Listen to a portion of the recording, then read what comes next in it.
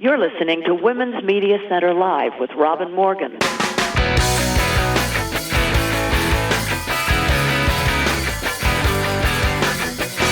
Welcome to Women's Media Center Live. I'm Robin Morgan.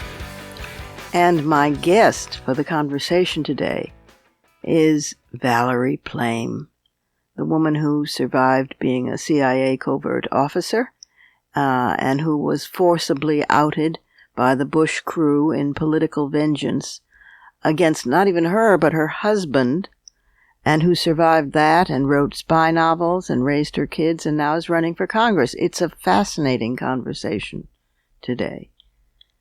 And the rest of the show is this melange, as I said, of... Look, where else in one podcast would you touch on CIA undercover officers and then royal families, tampons, Georgia O'Keeffe, married bishops, women gamers, and mafia families. And that's only a bit of it. There's lots more, too. So we better get started, and we better get started lodged firmly inside the headlines.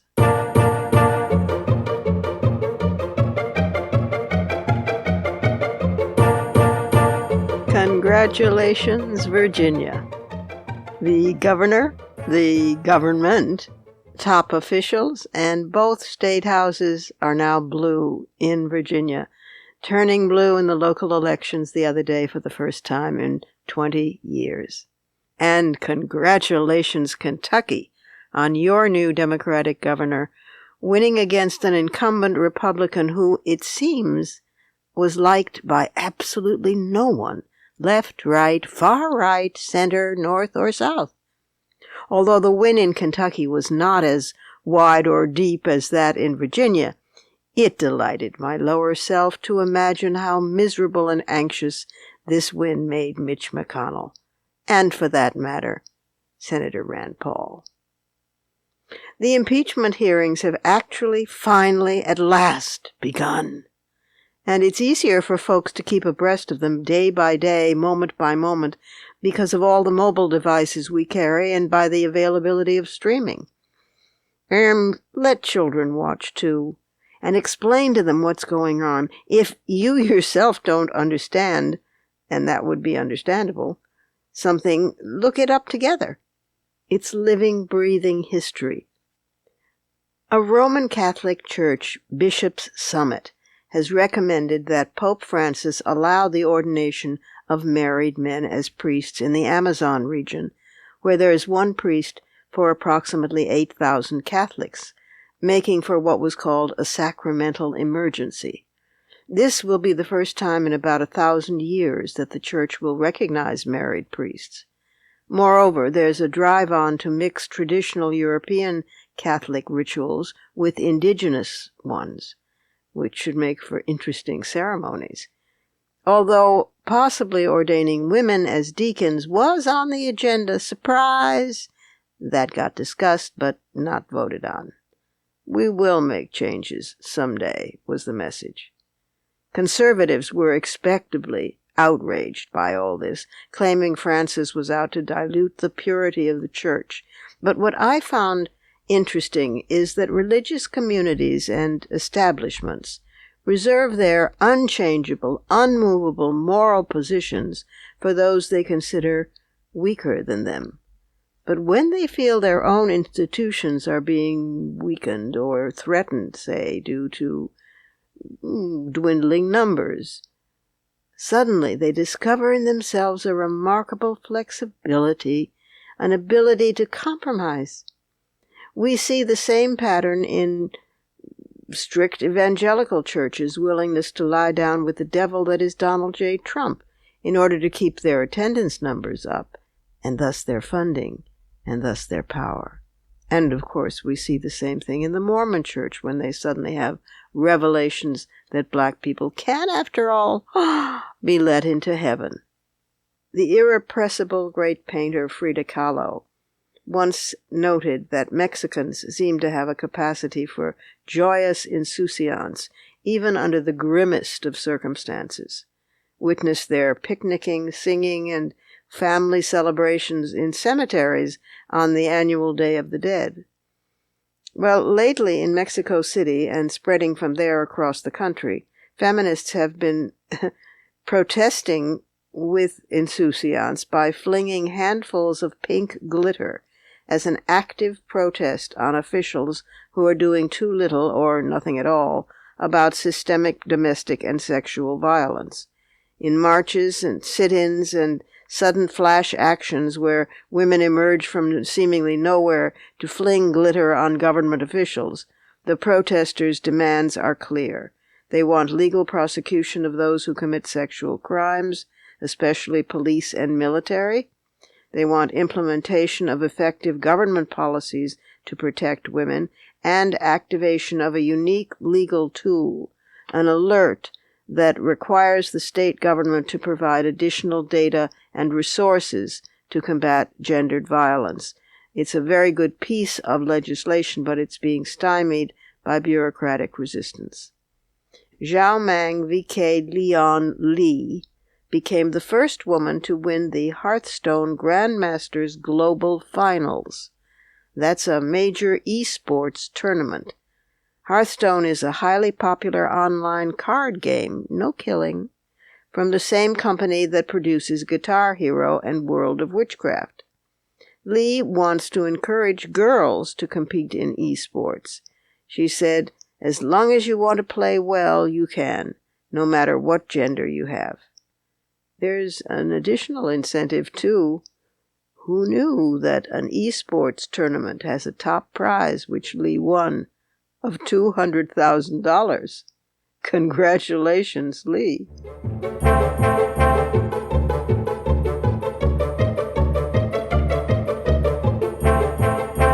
It's time for our first break, but hang in there, lots ahead. The conversation this week is filled with spies and adventure and danger and love of country. And then there's Fighting Words, which is an I told you so fighting words. But first, lurking just around the corner, is the Surrealism Corner.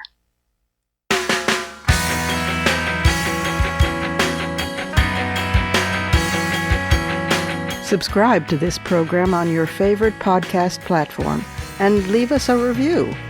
Follow us on Twitter at WMC Live, like our Facebook page at facebook.com/WMC Live, and visit us at WMCLive.com for more information about our show and our guests. You're listening to Women's Media Center Live with Robin Morgan.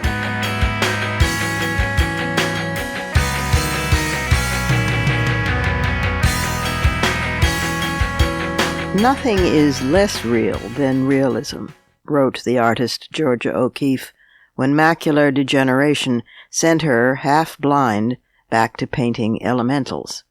So, the Surrealism Corner, it is.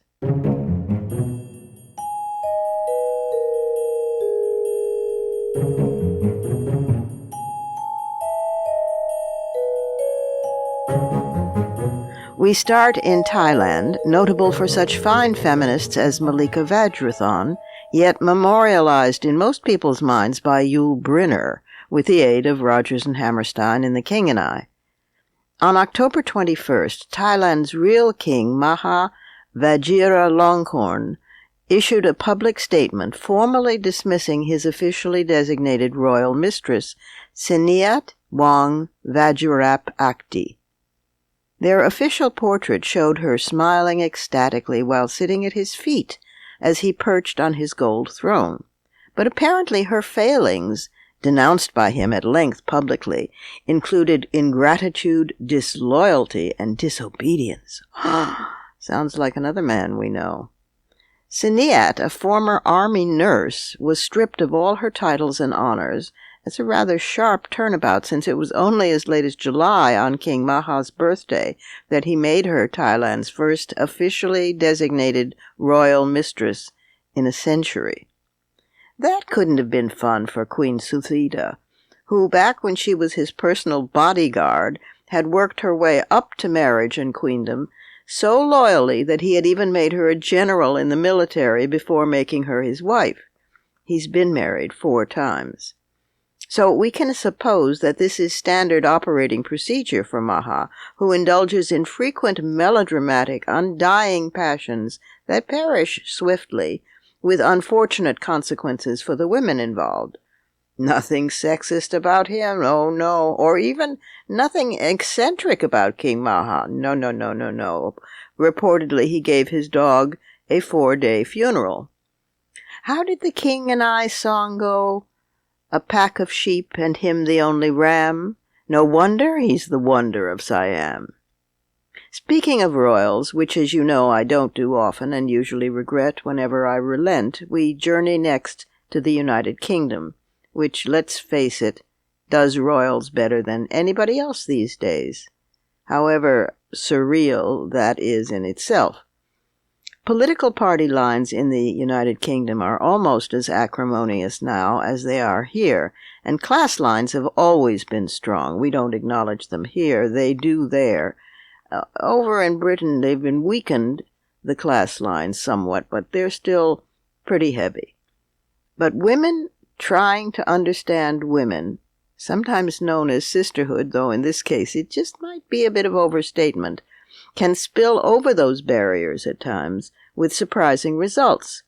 One such result was an open letter signed by 72 female members of Parliament across class and party differences to American-born Meghan Markle, now Duchess of Sussex, condemning the tabloid media, which is particularly vicious in Britain, where Murdoch got his start, for its outdated colonial undertones, that's a direct quote of criticizing the media, and for their abuse of Meghan, who is part Irish-American and part African-American. The letter reads in part, "As women MPs of all political persuasions, we wanted to express our solidarity with you in taking a stand against the often distasteful and misleading nature of stories printed in our national newspapers concerning you, your character, and your family. On occasion, stories and headlines have represented an invasion of privacy and have sought to cast aspersions about your character," and they went on to the colonial undertones, which is a code word in Britain for racism.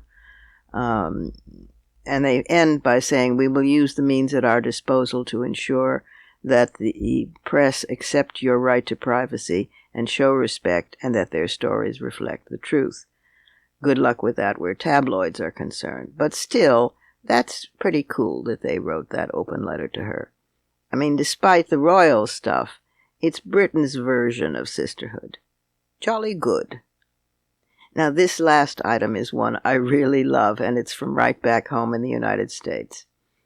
Among the many anxieties of female adolescence lurks the real fear of getting your period at school and having no tampons available. Stephen King even wrote a horror novel about that became a movie and a musical. There have been many movements formed by students, by parents of students too, in middle and high schools, to urge that sanitary products be provided in all the women's and girls' bathrooms free of charge. This would be especially advantageous to economically poor girls, who often are forced to miss school as a result of their period. At one middle school, girls attempting to gain access to sanitary products in school bathrooms were stymied by an unreceptive principal, and they came up with a really creative form of protest. Elise Hogg, president of NARAL Pro-Choice America, tweeted about it, tweeting, quote, "My friend's 7th grader goes to a school where the kids organized for free tampons in the bathroom. The male principal said no because they would, quote, abuse the privilege." And then she attached a photograph to her tweet, and it went viral, and deserved to go viral. The kids had baked cookies and sent them to the principal. The cookies are the size and shape of tampons, made of what looks in the picture like gingerbread, painted with white frosting, and with tiny cherry pieces dotting the white, And then there's a short string protruding from one end. While you wouldn't necessarily mistake it for a tampon, it nevertheless is obviously supposed to represent one. And now, apparently, the principal is looking into establishing machines in the school bathrooms that will dispense tampons for free. Nothing is less surreal than surrealism. Georgia O'Keeffe nailed it.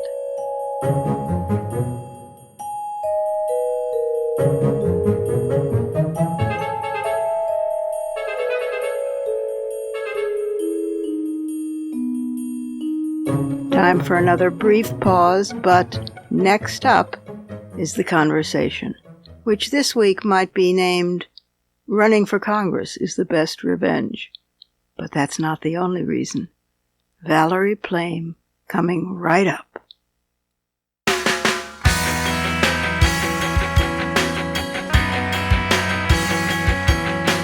The Women's Media Center, founded in 2005 by Jane Fonda, Gloria Steinem, and myself, is a progressive, nonpartisan, nonprofit organization working to make women visible and powerful in media. You can learn more about the WMC at womensmediacenter.com. You're listening to Women's Media Center Live with Robin Morgan.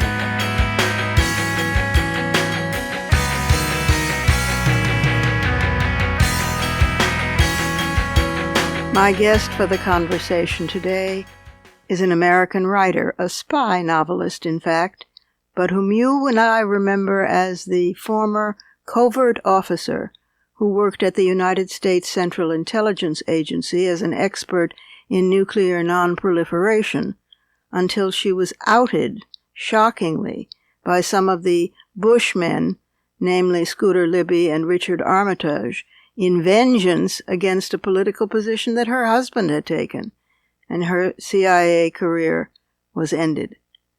It's a long time since then, and she's been busy. And now she's running as a Democrat for New Mexico's 3rd Congressional District with the aim of proving that revenge might just be a seat in Congress. Valerie Plame. Welcome to Women's Media Center Live, Valerie Plame. Thank you for having me. Let me start by saying I think that your campaign ad may just be the greatest campaign ad of all time. No wonder it went viral. Thank you. It was a lot of fun to make. I think I did that J-turn about 43 times. Wow. And it's definitely not your typical political ad. No, you think? This clip went viral. It's a car just careening down a desert road, 50,000 miles an hour and making U-turns and, just hair-raising stunts, and all under complete control. And then at a certain point, while the voiceover talks about issues, Medicare for all and early education, and and then so it's a political ad, but you think, what is going on? And then the door slams. This tall, lanky woman in blue jeans and boots gets out and walks up to the camera and says, "They really did teach us to drive like that." And she doesn't have to say in the CIA because it says Valerie Plame. They did they? Well, it was a great metaphor. We are going backwards in this country on women's rights, national security, health care, all the things that we care about deeply, and it's time to turn it around. So it was fun to make, but it also has a very poignant message, I believe. I think you're right. Recently 7 fresh women, congressional representatives wrote a public op-ed about national security. These are all people with backgrounds in the military or in national security, and they're expressing grave red alert, ring bells from the rooftops alarm over the president, or otherwise known as the man who seized the White House. I take it you would agree with that op-ed as a national security expert yourself, formerly. 100%. I read that. I cheered aloud. I'm posting it. I found what they said to be absolutely on the money. It is, we're beyond the fact gathering stage now. I think it is time to move into action.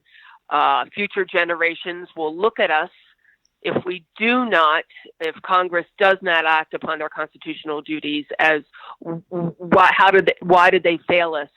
I think it's time to move ahead. Clearly, Leader Pelosi is preparing the groundwork for that. There's been a substantial change in tone and across the board. So, we'll see what comes of this. But my own position has evolved over time as well. But now it's the evidence is incontrovertible. We must do something. And the courts are too slow.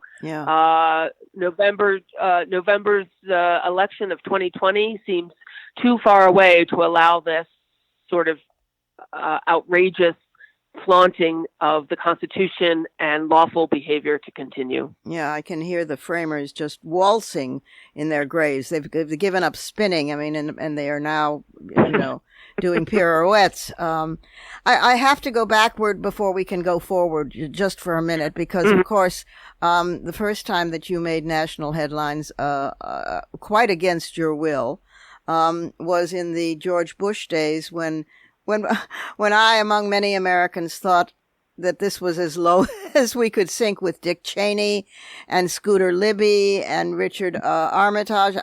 Those were the baddies then. Now they kind of look like, I don't know, vanilla ice cream.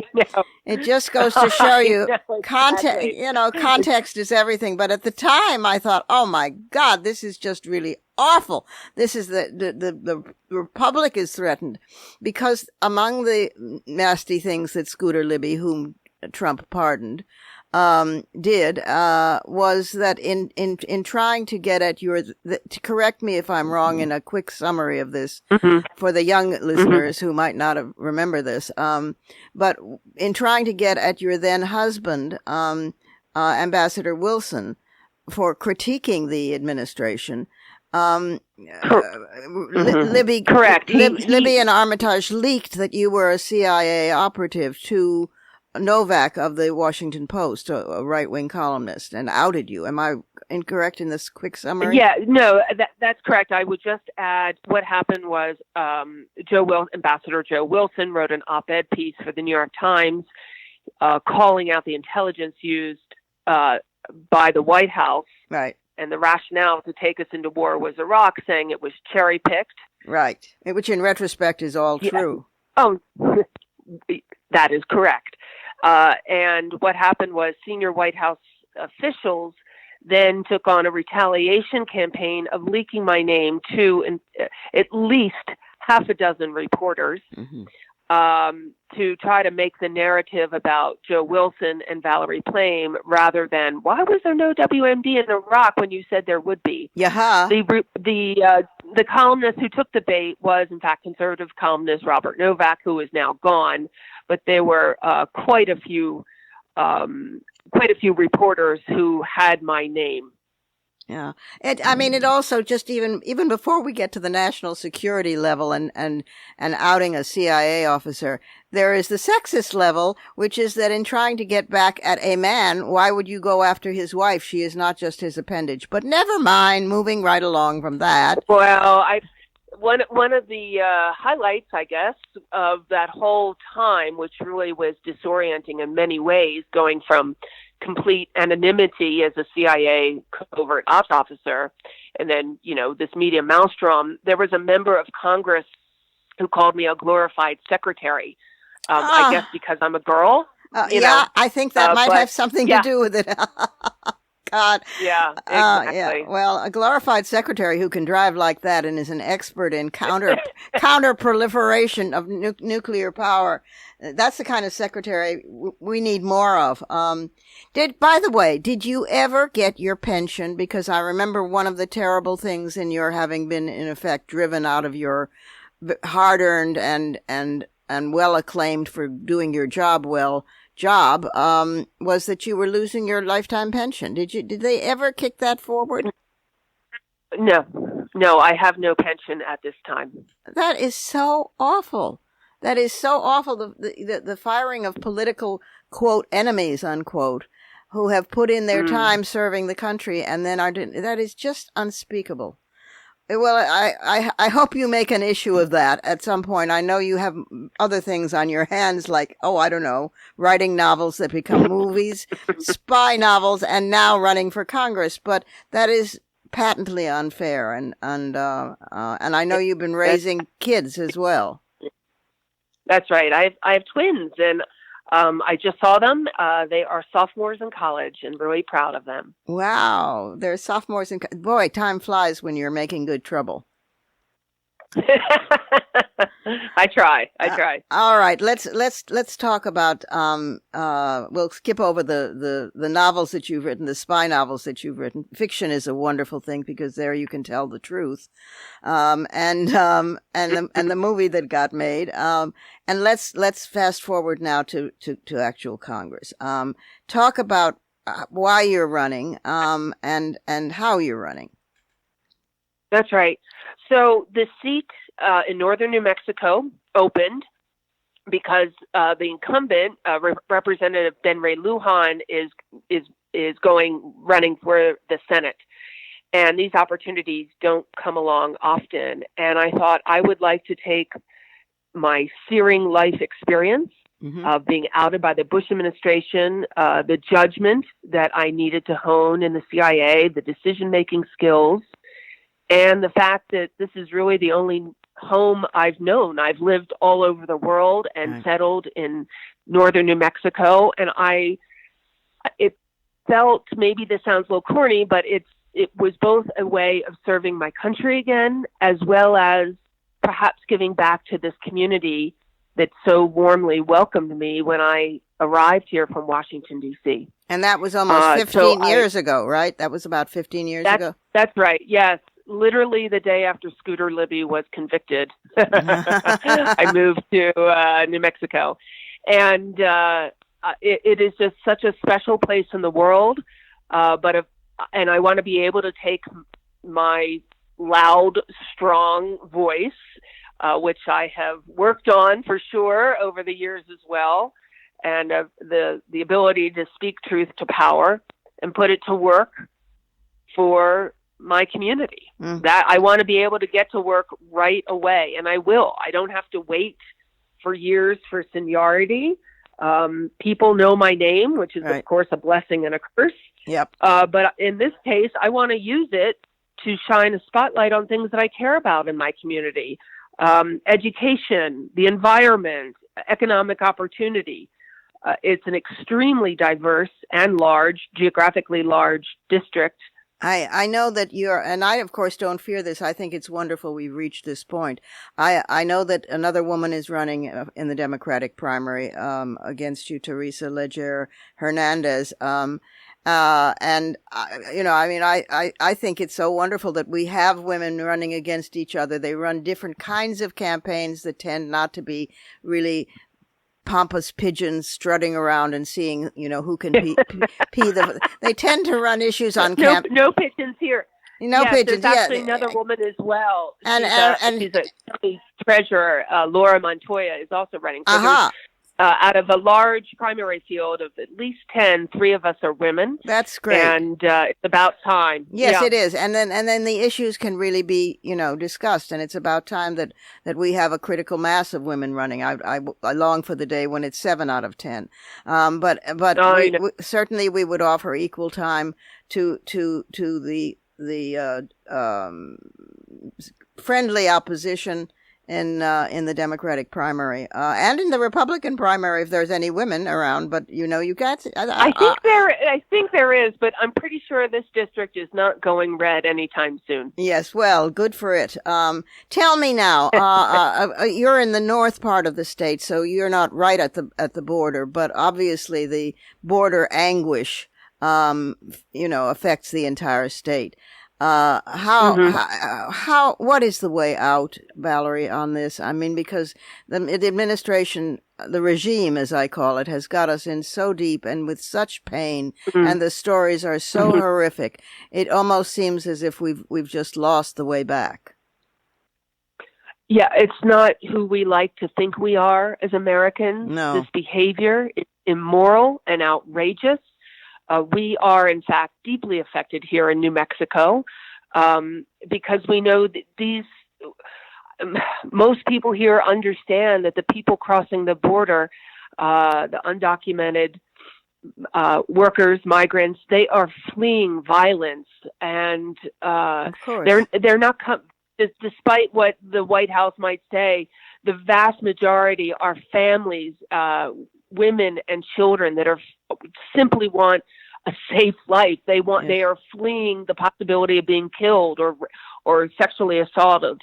And so the system obviously is deeply broken. We need more judges. We need more translators. Yeah. We are overwhelmed. I have seen the encampments in the southern part of New Mexico, which is already, struggling even before this. And now all of a sudden they have thousands of refugees literally dumped in the McDonald's parking lot. And they're like, okay, you deal with it.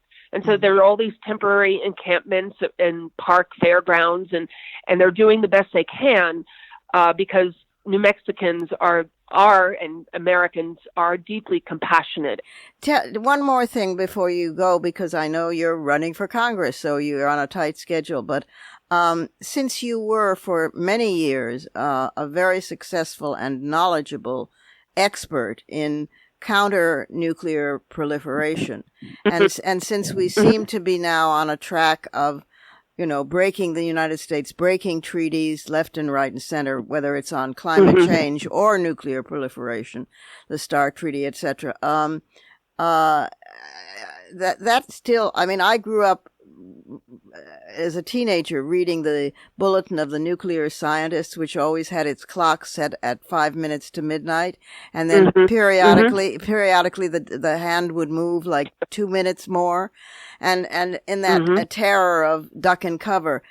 Are we in fact going backwards as frighteningly as that sounds? And if so, what other than changing not just the White House but both houses and how long, I guess is what I'm asking, how long would it take us to get back to where we were even, let alone move forward in further counter-nuclear proliferation? So, Robin, I believe there are two existential threats. One is climate change. The other one is nuclear. So I have focused my entire adult life on the latter issue.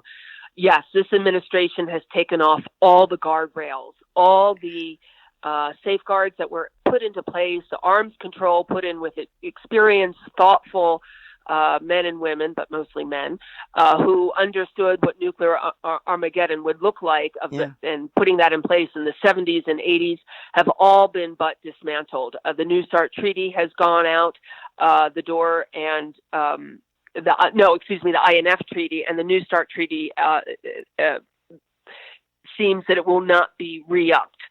So the problem is that we are no longer in a bipolar world. It's not just the Soviets and the United States we need to worry about their nuclear arsenal. We have the wild cards of China, North Korea, Iran, and I do not believe that this administration has the experience, the wherewithal, or just the deep understanding of what nuclear arms control should look like and where what we can move toward.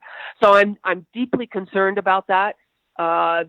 Your question of how quickly can we move back? Well, first things first, we need to vote this administration out of office and let the world know that we are serious and credible, and start convening in a very rapid fashion. Those in the world, we call together all those in the world, but those, of course, mostly that are the nuclear owning states, to say we cannot continue like this. And we could be the world leader in providing this, these sort of good offices and the paradigm to move ahead. And That's just not going to happen under Trump. Yeah. No, not when he says, "Well, what are these weapons for if we don't use them?" Right.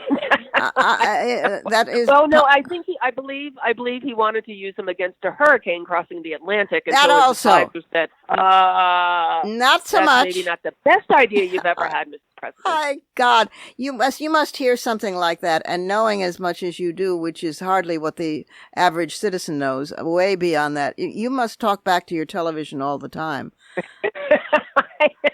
I'm hoarse, Robin. I get you are. Well, Valerie, thank you for being with us. All good luck on the race, and on your future, and on everything you know and everything you're still learning, which is a wonderful process, and on having survived what you do know, and a remarkable career. And I want you to know you are the second terrific politician I've spoken to who it's a day job, but the real work is writing novels at night. Did you know Stacey Abrams is a novelist?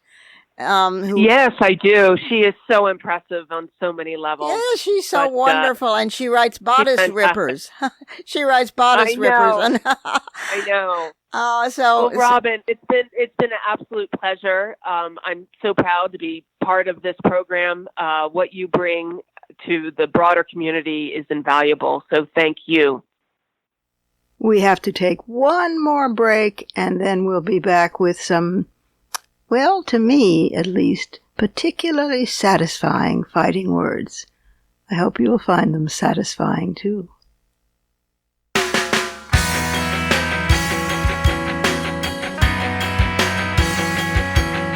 For the smartest talk about news, politics, sex, books, religion, race, and more, it's Women's Media Center Live with Robin Morgan. Audacious, witty, provocative, informative, and fun. It's Women's Media Center Live with Robin Morgan. Talk radio with a brain. In the ancient Greek story, Cassandra could see into the future, and she prophesied Troy's doom. But they called her an alarmist, and no one believed her because who likes doom in their future? Nevertheless, until she was silenced, Cassandra spoke her fighting words.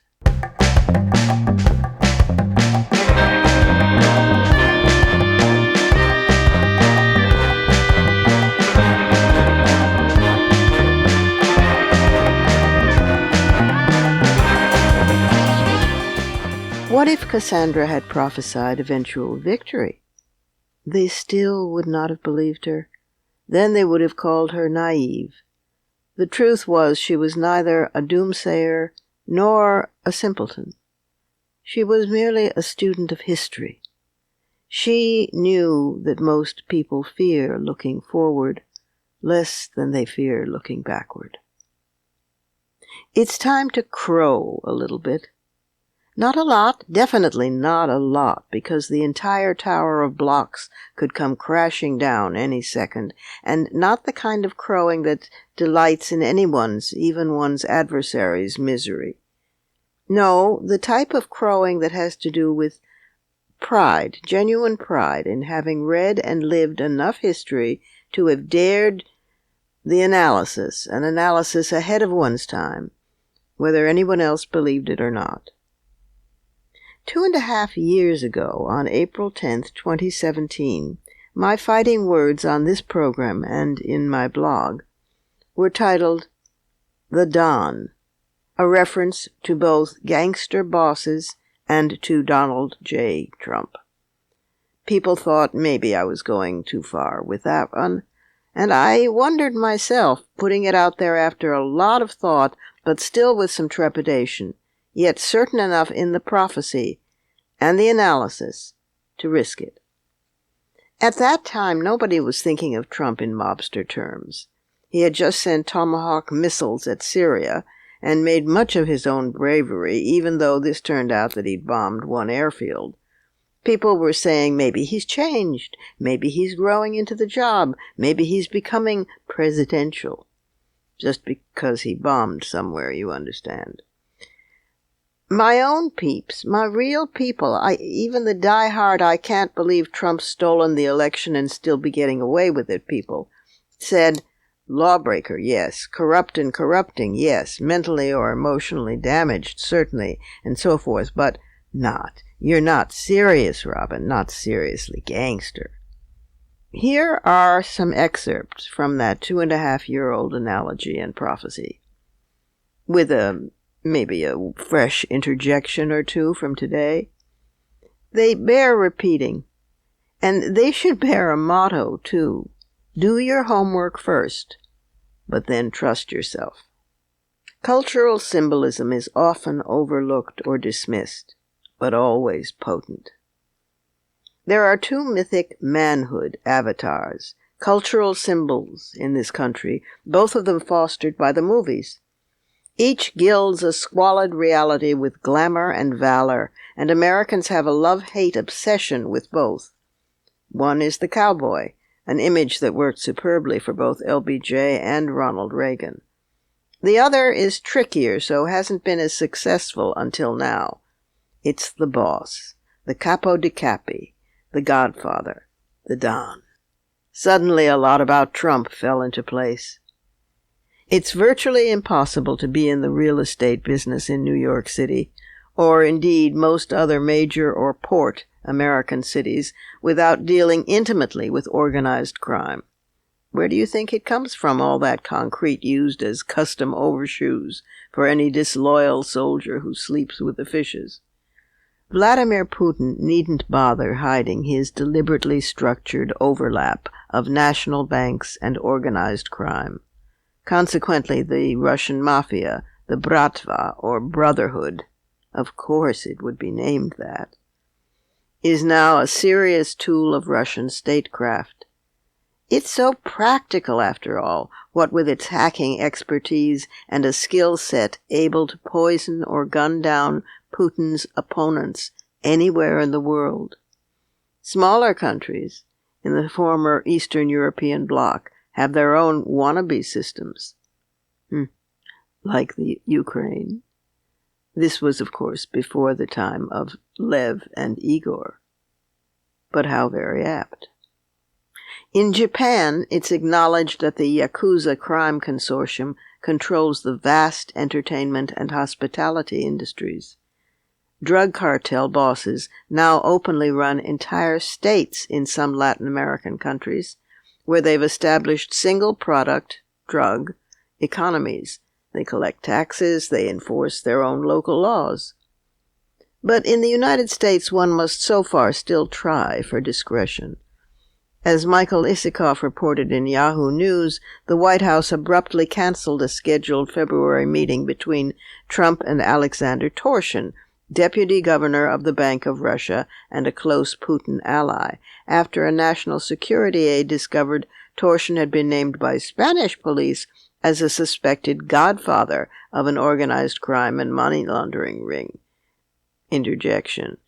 Torshin's name has now surfaced again, involved with Rudy Giuliani, and in criminal context. We've seen numerous other instances of this 6 and fewer degrees of separation between transnational crime and Trump, plus his businesses, campaign, transition, and White House teams. All but one of them are under indictment, in exile, at trial, or behind bars. It fits with his threats, bullying, and hyperbolic sales hype. Make 'em an offer they can't refuse. It fits with his paranoia, his fixation on loyalty and secrecy, omerta, the law of silence. His placing trust, so far as he's able to trust at all, only in family members. It fits with his having sucked his children into the business, but having kept the wives at arm's length as they pretend ignorance about what crimes and cruelties pay for the furs and the facelifts and the nannies. It fits with Trump's permanent state of aggrievement, quick to suspect betrayal, always the victim. This is a man who is perpetually going to the mattresses. A bit of context might be useful here. The mafia, or Cosa Nostra, as Sicilians call it, has an origin myth that the group was formed as a rebel force heroically defending Palermo against the rule of the Capetian House of Anjou in 1282. By the time 6 centuries had passed, both flattering myth and corrupt reality were embedded in the culture. When the American Civil War and abolition of slavery left the New World in need of cheap labor, Italian immigration to the United States flooded in, bringing along with it the padrone, the patronage and protection system.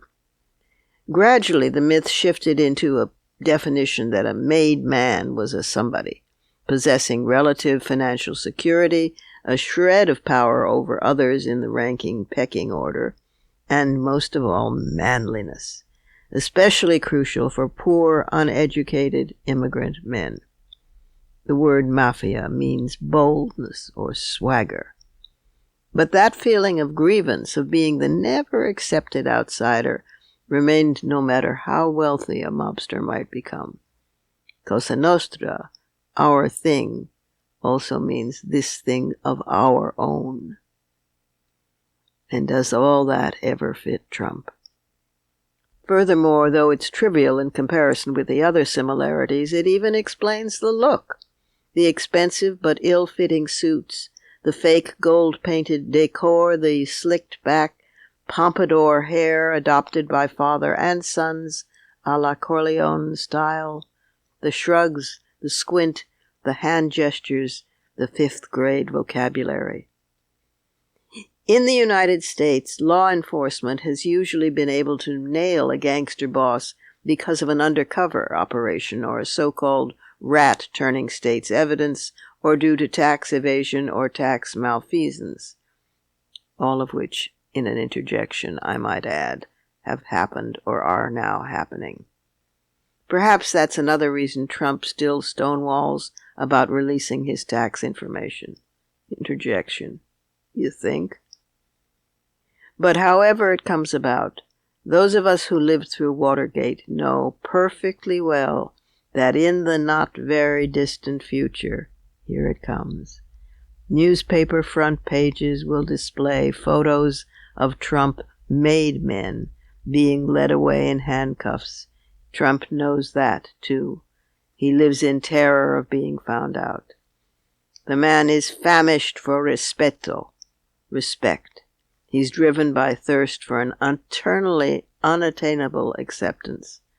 But if legitimacy is out of reach, then psychotic megalomania has to compensate, even at the price of rejecting the facade of normalcy worn by the Sopranos, even at the cost of disdaining the camaraderie of Goodfellas. More pathetically, Trump's culturally symbolic underworld lacks those qualities of the Corleone family that made Coppola's film trilogy, The Godfather, an epic classic. There's no love of life, however tarnished, in Trump world. No celebration of wine, food, music, dancing, no honoring of peasant roots, no insight into one's choices, no tragic awareness. Most damning of all, there is no regret, and no desire for forgiveness. In the end, Trump and his familia lack the dignity of the Corleones. Those were, and they are still, my fighting words. Add yours on Twitter, and remember to tag us at WMC Live and use the hashtag Fighting Words.